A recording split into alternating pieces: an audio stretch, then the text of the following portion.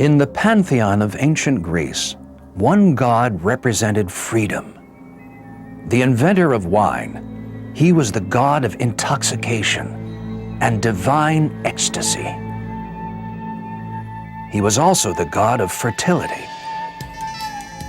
His followers worshipped him in the wilderness, singing and dancing in wild rituals that culminated in bloody sacrifice. He was Dionysus. At first, the followers of Dionysus acted as a group, a chorus of worshipers singing and dancing together in praise of their god. But at some point, one of them stepped away from the chorus to become a solo performer. He sang and danced not as himself, but as a character from mythology, while the others watched. At that moment, he became an actor, and the event became theater.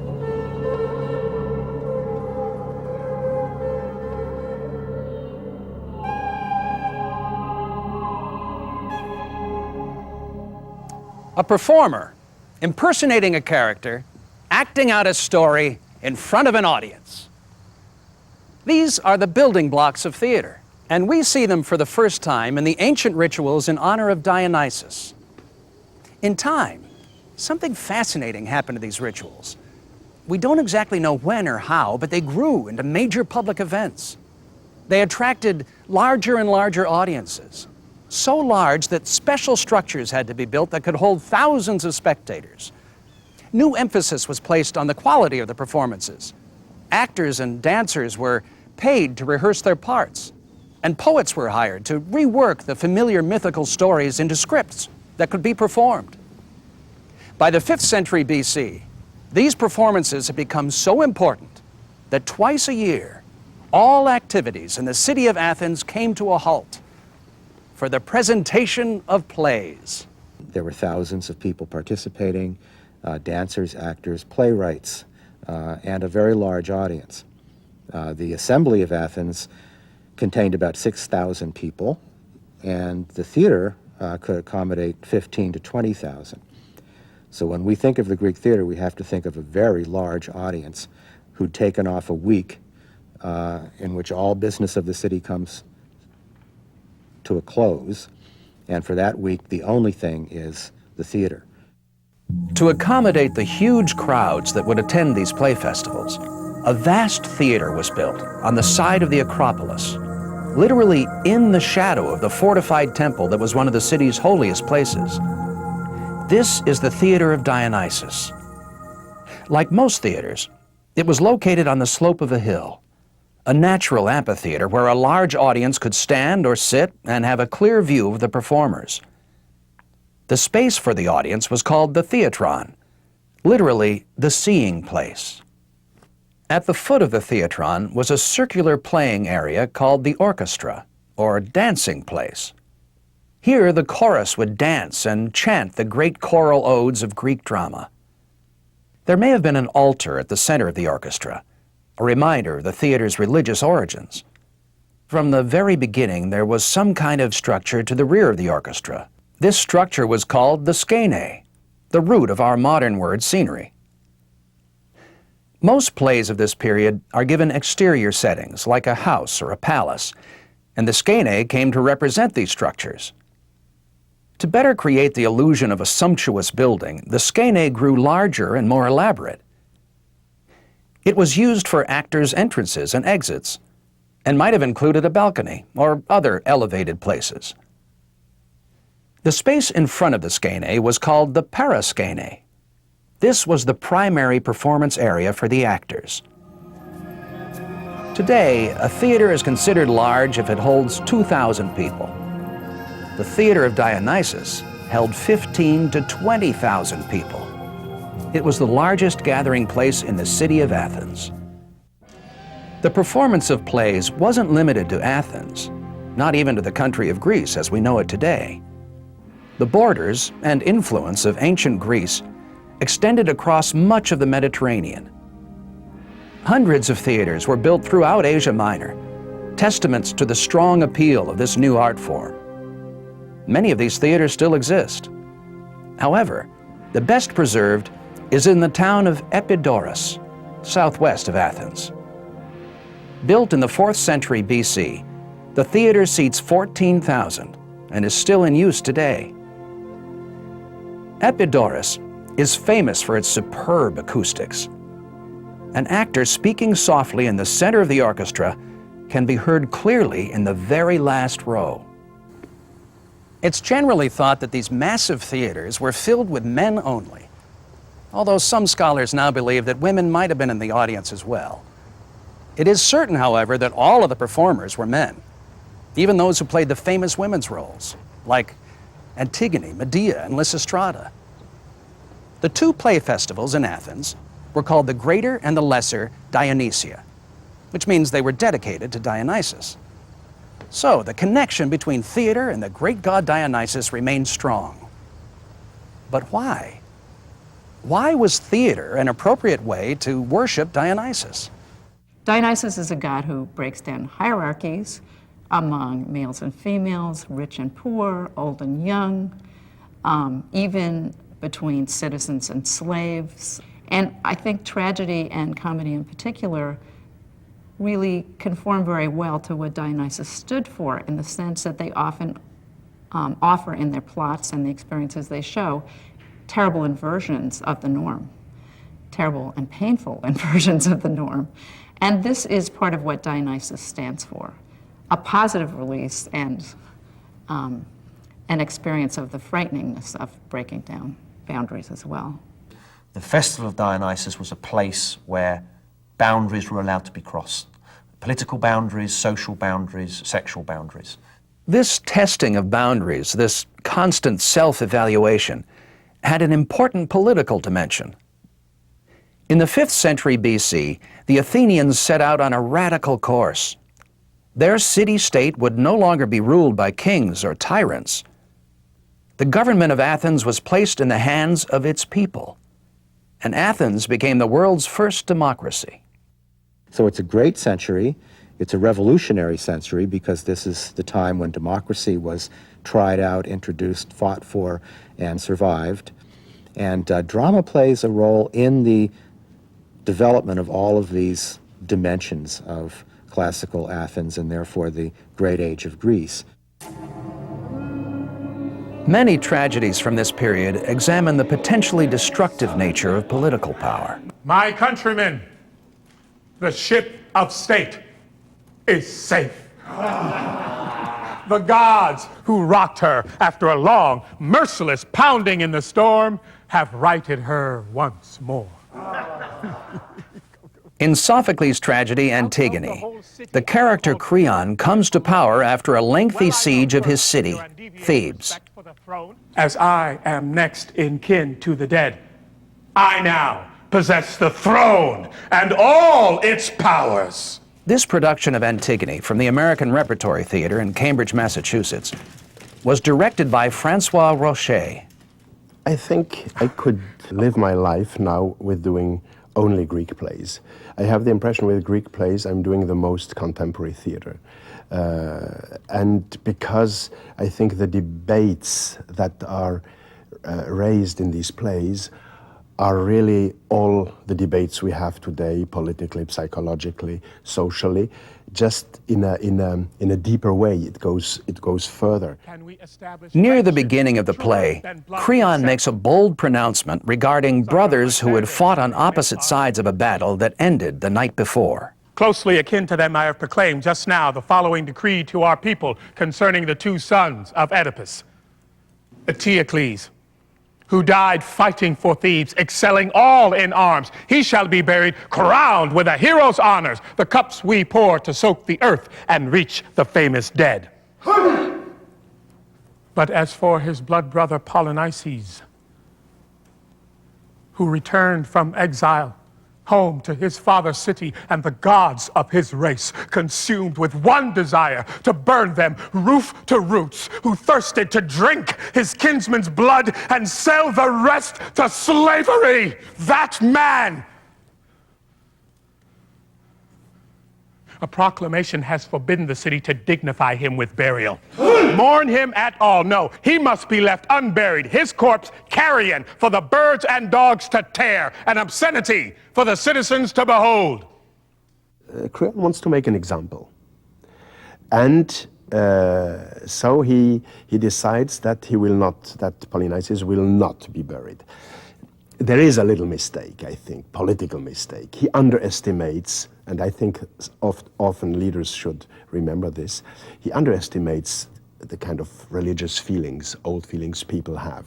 Even if they are not in religion, it stays and it's shocking them. The decree is immediately violated by a woman, Antigone, the sister of the two dead warriors and the niece of Creon who made the decree. Antigone has buried her brother Polynices. Before a chorus of townspeople, Creon, who has been king for less than a day, struggles to regain political control. You, tell me briefly, no long speeches. Were you aware a decree had forbidden this?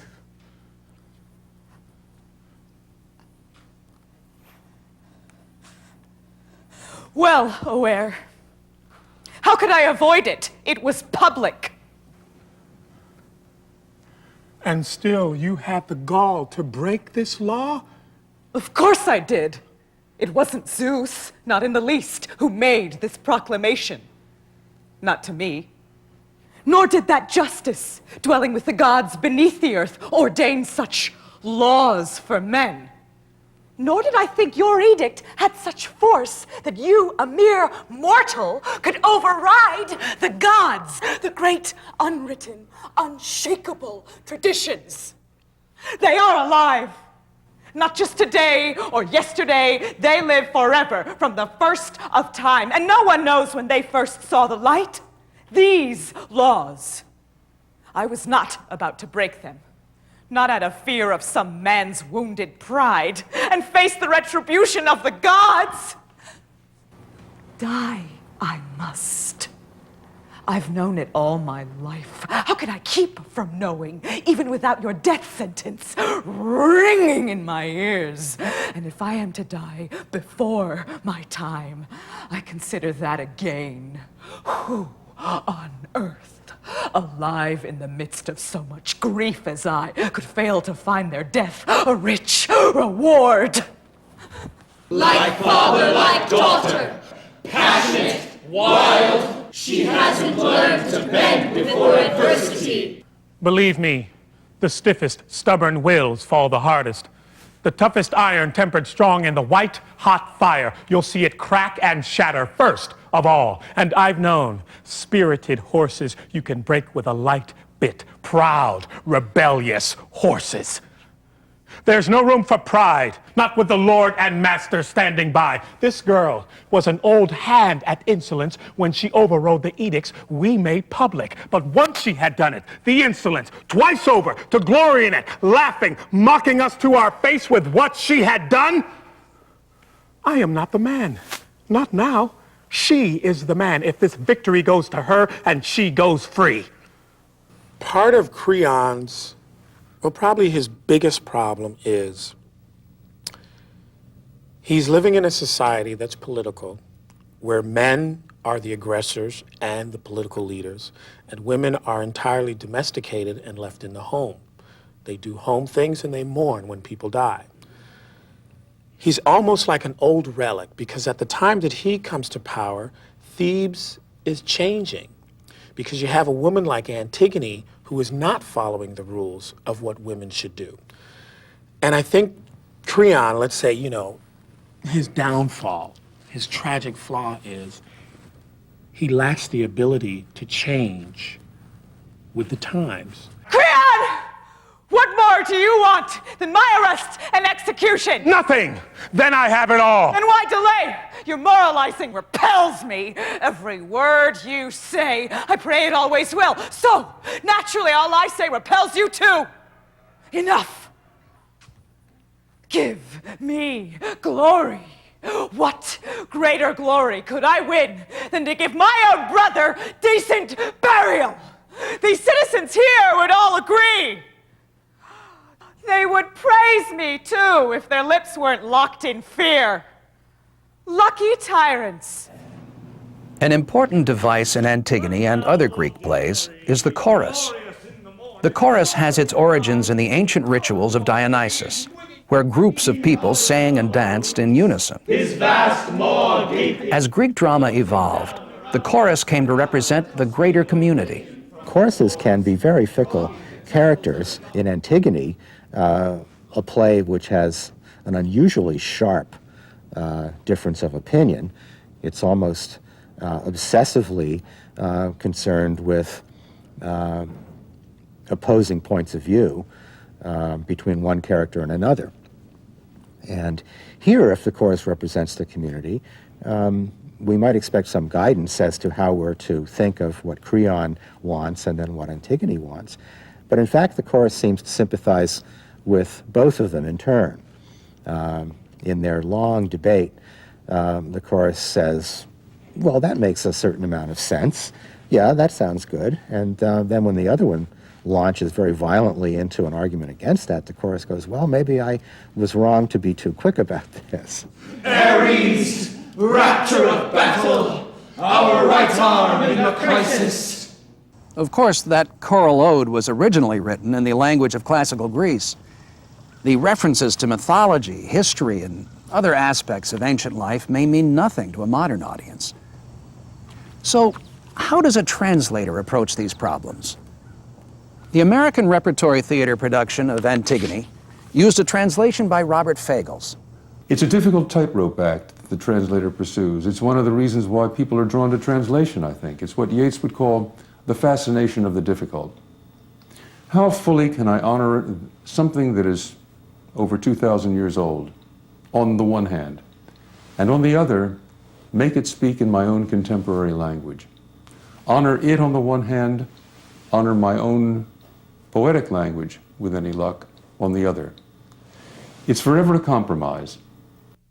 One of the hardest parts about translating Antigone is not only to reach out and touch Antigone herself, but to place her in her dramatic context. Hegel, as you know, argued that Greek tragedy in general, and Antigone in particular, represents the collision of the highest moral powers. But for me and for many others, it's Antigone, the woman, who dominates the stage. With her eloquence, with her passion, with her position, vis-a-vis the oldest gods, the great unwritten traditions that insist on the honoring of the burial of the dead. Lucky tyrants, the perquisites of power, ruthless power to do and say whatever pleases them. You alone, of all the people in Thebes, see things that way. They see it just that way, but defer to you and keep their tongues in leash. And you, aren't you ashamed to differ so from them, so disloyal? Not ashamed for a moment. Not to honor my brother, my own flesh and blood. Wasn't Eteocles a brother too, cut down facing him? Brother, yes, by the same mother, the same father. Then how can you render his enemy such honors, such impieties in his eyes? He will never testify to that. Eteocles dead and buried. He will, if you honor the traitor just as much as him. But it was his brother, not some slave that died. Ravaging our country. But Eteocles died fighting on our behalf. No matter. Death longs for the same rights for all. Never the same for the patriot and the traitor. Who? Creon. Who on earth can say the ones below don't find this pure and uncorrupt? Never. Once an enemy, never a friend. Not even after death. I was born to join in love, not hate. That is my nature. He doesn't have an emotional maturity, whereas other people in the play do. And with emotional maturity, you can kind of make decisions based on, not so much on feelings, but you can take another person's feelings into account, whereas Creon can't. He can't even take his own feelings into account. They're all new for him. So as I looked at Creon, as we started going through it in rehearsal, I said, wow, this guy is emotionally stagnant. He just hasn't had an opportunity to grow. Then go down below and love, if love you must. Love the dead. While I'm alive, no woman is going to lord it over me. Creon thinks that emotion should really be excluded from any kind of critical and important decisions. Antigone thinks exactly the opposite, that a choice like hers is completely inauthentic unless it combines both larger principles and the emotion which permits her to commit such a heroic act.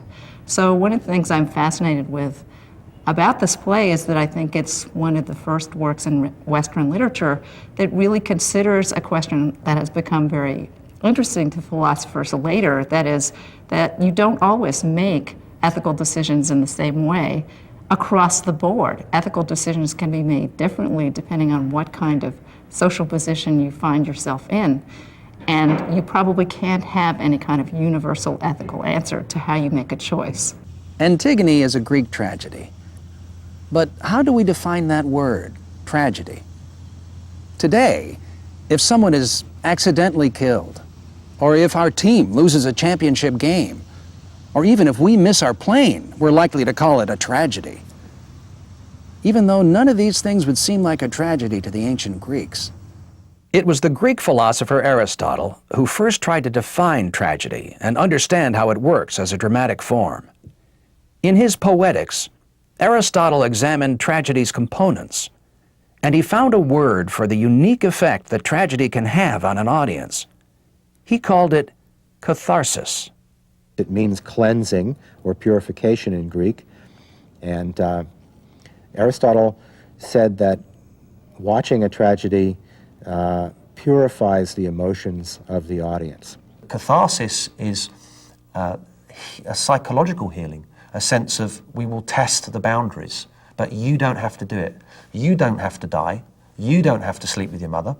You don't have to kill your father, but you can get to experience what happens if this actor does it for you. And I think that's catharsis. I think that it's good psychology to have mythology that explains to you what would happen if I perform this act. Aristotle had seen many Greek tragedies, including Sophocles' play about the Oedipus myth, which Aristotle thought was the perfect tragedy. He created a language to speak about this kind of play, a language we still use today. Central to his thinking was the term hamartia, which is generally translated tragic flaw, the mistake that brings the central character to his or her downfall. This means that, according to Aristotle at least, major tragic characters often make a critical mistake. And the mistake is often made because, like any human being, we can't know everything about a decision that we're making, and therefore we're likely to make terrible errors. I like to see the tragic as something that is crushing, all right, overwhelming, no question about it. Overwhelming in a sense of loss and destructivity. I think that tragedy and the tragic hero is not a condition of lack or incapacity or weakness or flaw, so much as it is a question of capacity, ability, the ability above all to turn adversity through struggle into something which is precious, which is one's own destiny. Oedipus says in a very telling line, "My troubles are mine, and I am the only man alive who can sustain them." He's speaking as a victim, it is true, but he's speaking out of a sense of proud defiance too. In the beginning of Sophocles' tragedy Oedipus Tyrannus, a title which is also translated Oedipus Rex or Oedipus the King, Oedipus doesn't realize that he has killed his own father and married his own mother. Ironically, his objective in the play is to seek out his father's murderer. If any man knows who killed Laius, son of Labdacus, I command him to disclose everything to me. Do not fear that you will condemn yourself. I offer amnesty and will drop all charges. Only exile, and you will leave this land unharmed. Should anyone know that the murderer is a foreigner, let him not keep silent any longer. I will pay a rich reward and give my grateful thanks.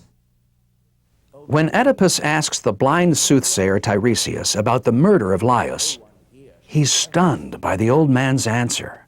You are this land's defiler.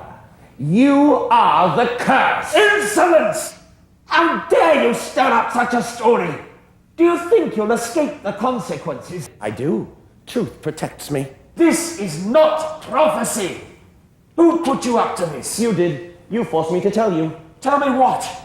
Say it again so there will be no misunderstanding. How could you not understand? Do you dare me to speak of this? Again, let there be no doubt. I say that the murderer you seek is you. When he directed the Aquila Theater production of Oedipus Tyrannus, Peter Meineck made the decision to use masks.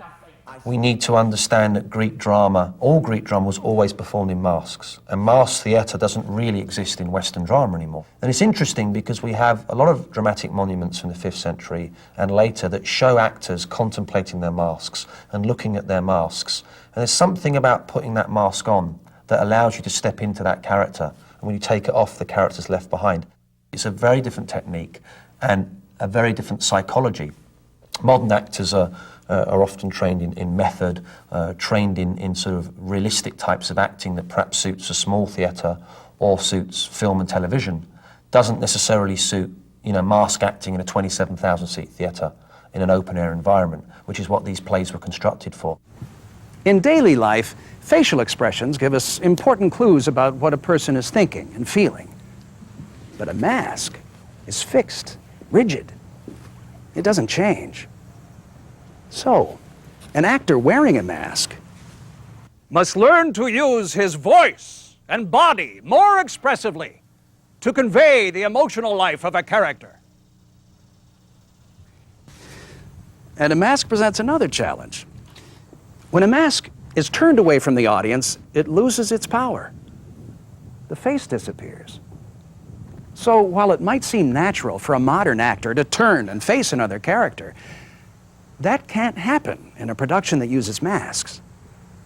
An actor wearing a mask must learn to communicate with the actors around him while facing the audience as much as possible. In the course of the play, Oedipus begins to suspect that he himself is responsible for the death of his father, Laius. His wife, Jocasta, attempts to put his mind at rest. An oracle came to Laius once, I won't say from Apollo, it came from priests, that Laius would die at the hands of a son that would be born to him and me. But Laius was killed by strangers, at a place where 3 roads meet. That's the story. And our son. He did not last 3 days. Laius yoked his feet and had him thrown away by other people into a wilderness of mountains. So Apollo did not make the tale come true. The boy never came to murder his father. The father had nothing to fear from his son. That's the way a soothsayer charts the truth. Don't trust them. The god knows what's needed. The god himself will speak when he sees fit. What you're telling me shakes my soul, sends my mind reeling one way, then another. What's the matter? You're startled. Please tell me. I thought I heard you say that Laius was murdered where 3 roads meet. So they say. The tale's still told. Where exactly did this happen? A place called Phocis, where the road divides. One road from Delphi, one from Daulis. I think that it's interesting that people protest about violence on television and they protest about swear words and they protest about the debasement of sort of Western culture. And yet if you go back and look at Greek drama, here is every taboo being broken on stage. And Oedipus is a play that clearly breaks, one of the biggest taboos that there is, which is that this guy unwittingly sleeps with his mother, commits incest, kills his own father. Fell inside the room. Jocasta kills herself when the truth is known. She was hanging there. His wife. We saw her hanging in a noose of braided rope. Then he saw her. He howled in misery, loosened the hanging rope, laid her down on the ground. poor woman. Then a horrible sight. He tore out the long pins of beaten gold that had adorned her clothes, lifted them up, and plunged them into his eyes, crying out, "Now you may not see the evil, not the evil I have done or suffered. From now on you must gaze in darkness upon forbidden faces, while the ones you should have seen you'll never know." That was his litany. After blinding himself, Oedipus returns one final time to speak to the chorus. He emerges from the inner chambers, blinded, self-mutilated. And the chorus, fond of him, loyal to him, is appalled and asks what superhuman power drove you on. And he replies, "Apollo, friends, Apollo. He ordained my agonies, these my pains on pains.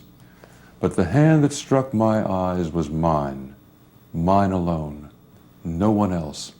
I did it all myself." There's a kind of pride in that statement, a kind of proud, fiery defiance that is quite wonderful, and I think is especially the possession of tragedy. The first performance of Oedipus Tyrannus was given around 430 BC, during the golden age of Greek tragedy. Yet we know that tragedies were performed in Greece as early as the 6th century BC, although not a single text survives from that period. Of the dozens of playwrights who competed in the next century, the 5th century BC, the works of only 3 survive. The oldest Greek tragedies we have are by Aeschylus. Aeschylus wrote tragedies in the days when you didn't have 3 actors, but only 1 actor or 2 actors. And most of his plays seem very choral because there's so little in the way of action. And in Aeschylus's plays, the language is very grand. Sophocles, although he was a younger contemporary of Aeschylus, couldn't be more different. Sophocles we associate with intense focus on individuals. Antigone and Oedipus the King, the most familiar examples probably. These are plays that relegate the chorus to a relatively subordinate role. The most barbaric death. The characters are much more motivated by their human predicaments and their own lights than they are creatures of great divine forces. The language of Sophocles is also much less metaphorical, complicated, abstract than Aeschylus. Very dignified and very intense. With Euripides, things change very radically. Euripides was a theatrical innovator and iconoclast.